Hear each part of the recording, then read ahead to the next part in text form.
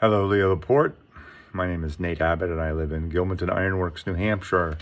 And I discovered you in 2005.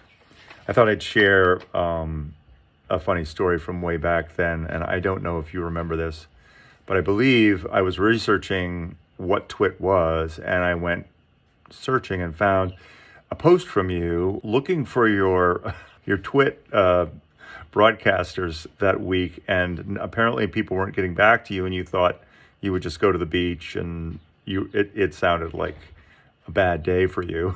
I think ultimately you got that episode together, and people came together, and TWIT carried on.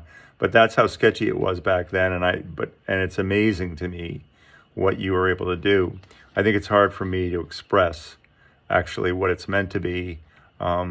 Moved up here in 1998, started an MSP business.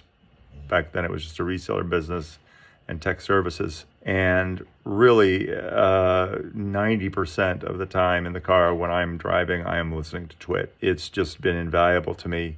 Also, Security Now in particular. Yeah, Steve Gibson has meant a lot.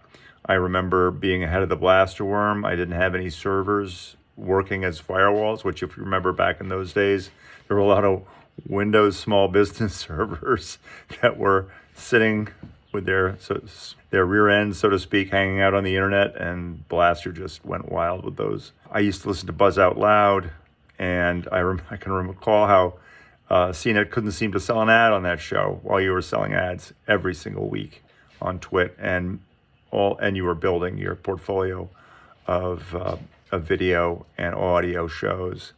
I've been absolutely devoted to TWIT since that whole entire time since then till now.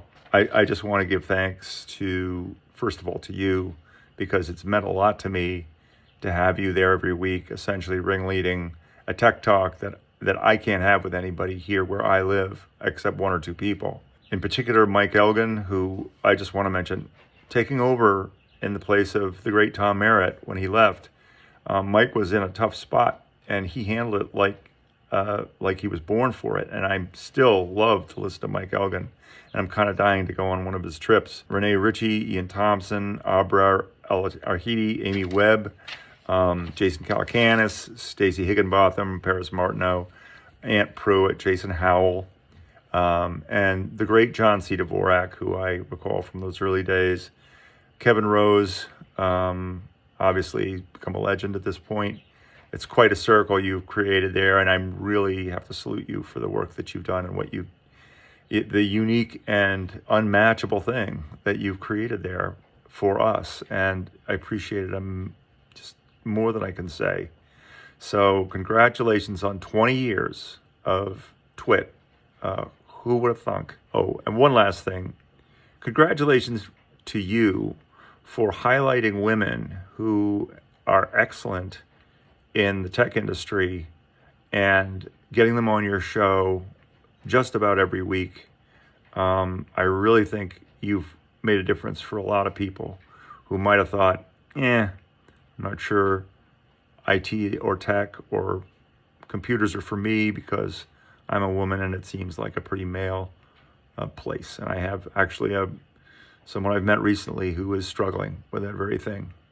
So you're doing great things in the world, and thank you again for 20 years. Take care, Leo. Bye-bye.